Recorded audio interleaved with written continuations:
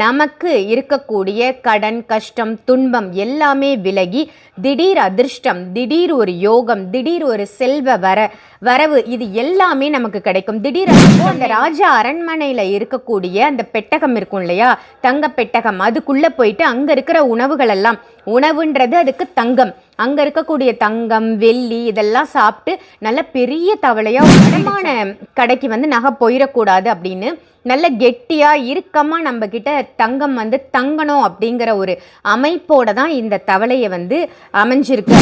40 ரூபா மதிப்புள்ள தங்க தவளை குபேரர். யாருக்கெல்லாம் வேணுமோ வீடியோல தெரியிற நம்பருக்கு உடனே கால் பண்ணுங்க. சிருஷ்டி ஒளி, எங்கள் சிருஷ்டி ஒளி, சிருஷ்டி ஒளி, எங்கள் சிருஷ்டி ஒளி, வாழ்வை மாற்றும் சிருஷ்டி ஒளி. சிருஷ்டி ஒளி சொந்தங்கள் அனைவருக்கும் அன்பான வணக்கங்கள். இன்னைக்கு நம்ம சிருஷ்டி ஒளியில எந்த பதிவு பார்க்க போறோம் அப்படின்னு பார்த்தீங்கன்னா, திடீர் அதிர்ஷ்டம், யோகம், செல்வம் இது எல்லாமே ஒரு சேர நம்ம இல்லம் தேடி வருவதற்கு சிருஷ்டி ஒளியில ரொம்ப அழகான ஒரு பொருள் இருக்கு. அதை தான் இன்னைக்கு பார்க்க போறோம்.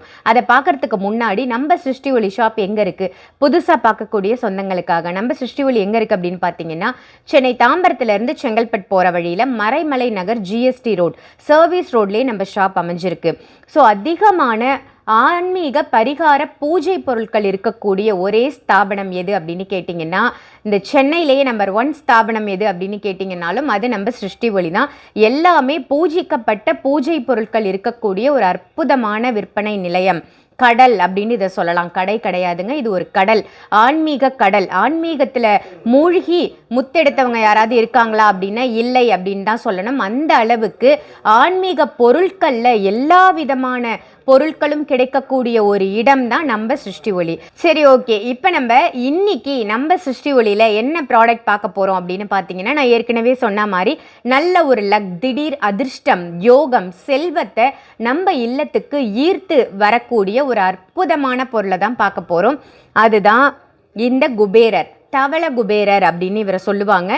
கோல்டன் கலரில் இருக்கக்கூடிய தங்க தவள குபேரர் பாருங்க, ரொம்ப அழகா தங்க மலை மீது தவளை அமர்ந்திருக்கு. தவளை மீது ராஜகுபேரர் அமர்ந்திருக்காரு.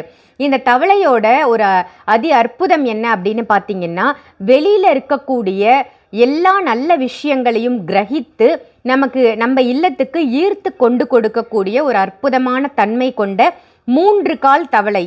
இங்கே பாருங்க, இதில் 3 கால் இருக்கும். இங்கே பாருங்க, 1 முன்பக்கம் 2 கால்கள். தவளைக்கு யூஸ்வலாக 4 கால் தானே இருக்கும், பட் இந்த தவளைக்கு 3 கால்கள் இருக்கும். ராஜ குபேரர் அமரக்கூடிய இந்த தவளை குபேரர் தான் இன்னைக்கு நம்ம சிருஷ்டி ஒளியில பார்க்க போறோம். ஆதி காலத்துல ஒரு தவளை இருந்துதாங்க. அந்த தவளை தங்கத்தை மட்டும்தான் சாப்பிடுமா. ஒரு பையன் அந்த தவளையை ஒரு டப்பாக்குள்ள போட்டு மூடி வச்சிருந்திருக்கான். அதோட உணவே தங்கமும் வெள்ளியும் தான் இருந்திருக்கு. ஒரு ராஜா கிட்ட போகும் பொழுது அந்த பையன்கிட்ட கேட்டிருக்காரு, அந்த டப்பாக்குள்ள என்ன இருக்கு, அந்த டப்பாவை ஓப்பன் பண்ணு அப்படின்னு சொல்லியிருக்காரு. இல்லை, நான் ஓப்பன் பண்ண மாட்டேன் அப்படின்னு அந்த பையன் சொல்லியிருக்கான். இல்லை நீ ஓப்பன் பண்ணு, அதில் என்ன இருக்குன்னு பார்க்கலாம், அவ்வளோ நீ பத்திரமா வச்சிருக்கியே, என்ன அது அப்படின்னு அதை திறந்த உடனே அந்த தவளை குதிச்சு தாவி குதிச்சு வெளியில ஓடிடுச்சான்.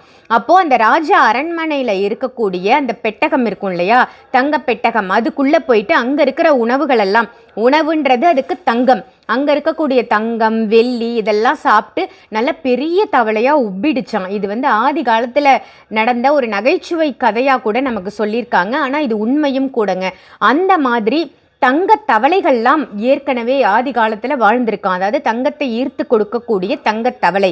இந்த தவளையோட சிறப்பு என்ன அப்படின்னு பார்த்தீங்கன்னா, நம்ம கஷ்டப்பட்டு உழைச்சி சம்பாதிச்சு வெளியிலேருந்து தான் நம்ம பைசா எடுத்துகிட்டு வரோம் இல்லையா. காசுகளை நம்ம வேலைக்கு போயோ இல்லை பிஸ்னஸ் பண்ணியோ வெளியில் போய் சம்பாதிச்சு பணம் வீட்டுக்கு கொண்டு வரதை நல்ல முறையில் அந்த பணம் நம்ம வீட்டுக்கு நம்ம வீட்டில் அந்த பணம் தங்கணும் அப்படிங்கிறதுக்காகவும், அதே மாதிரி தங்க குவியலை நம்ம வீட்டில் சேர்க்கறதுக்காகவும், தங்க குவியல்னா கட்டி கட்டியாக தங்கம் இல்லை, பணம் நம்ம இல்லத்தில் சேரணும் அப்படிங்கிறதுக்காகவும் இந்த தங்க மலை மீது ராஜாவாக அமரக்கூடிய யட்சராஜன் அப்படின்னு சொல்லக்கூடிய குபேரர் நம்ம இல்லம் தேடி வருவதற்காக காத்துட்ருக்காரு.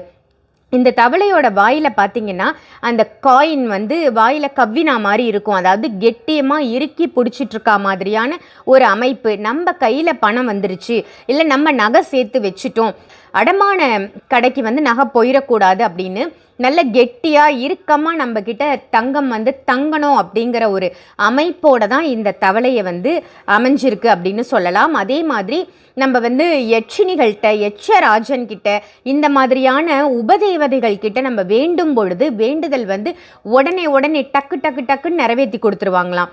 அதாவது தெய்வங்கள் கிட்ட எப்படி வேண்டுறோமோ அதே மாதிரி யக்ஷராஜனா இருக்கக்கூடிய ராஜ குபேரர்கிட்ட நம்ம வேண்டும் பொழுதும் நம்மளுடைய வேண்டுதல் வந்து உடனுக்குடனே நிறைவேறும்.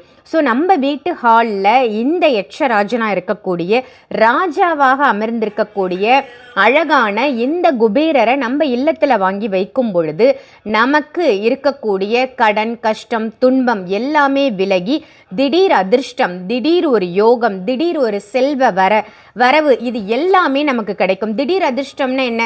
ஒரு லாட்ரி சீட் கிடைச்சிருமா, நமக்கு வந்து லாட்ரியில் பணம் கிடைச்சிருமா? அப்படி கிடையாது. நம்ம உழைக்கக்கூடிய காசு வந்து நமக்கு தங்கும். நம்ம கஷ்டப்பட்டு உழைச்சி எடுத்துகிட்டு வரக்கூடிய காசு வந்து நம்ம கிட்ட நிற்கும்.